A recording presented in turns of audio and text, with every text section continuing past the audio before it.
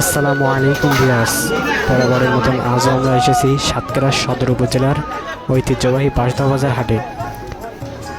এটি এলাকার অন্যতম গুরুত্বপূর্ণ বাণিজ্য কেন্দ্র, যেখানে প্রতিদিন আশপাশের বিভিন্ন গ্রাম থেকে ক্রেতা বিক্রেতারা আসেন। এখানে প্রতিদিন নিত্য প্রয়োজনীয় সব ধরনের পণ্য পাওয়া যায়। বাজারে রয়েছে টাটকা মাছ, দেশি শাকসবজি, মৌসুমে ফল, চাল, ডাল, মশলা, গরু ছাগলের খাদ্য, কাপড়, কসমেটিক্স ও বিভিন্ন গৃহস্থালির সামগ্রী। বিশেষ করে মাছ ও কৃষিপণ্যের জন্য এই বাজারে আলাদা পরিচিতি রয়েছে। হাটের দিনে বাজারে মানুষের ভিড় আরও বেড়ে যায়। দূর দূরান্তের কৃষক ও ব্যবসায়ীরা তাদের উৎপাদিত পণ্য নিয়ে আসেন এখানে।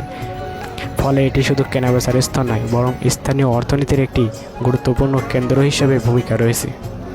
আপনি যদি সাতক্ষীরা অঞ্চলের গ্রামীণ জীবন, স্থানীয় ব্যবসা বাণিজ্য ও ঐতিহ্যবাহী হাটের পরিবেশের কাছ থেকে দেখতে চান, তাহলে বাঁশদহ বাজার অবশ্যই ঘুরে দেখতে পারেন।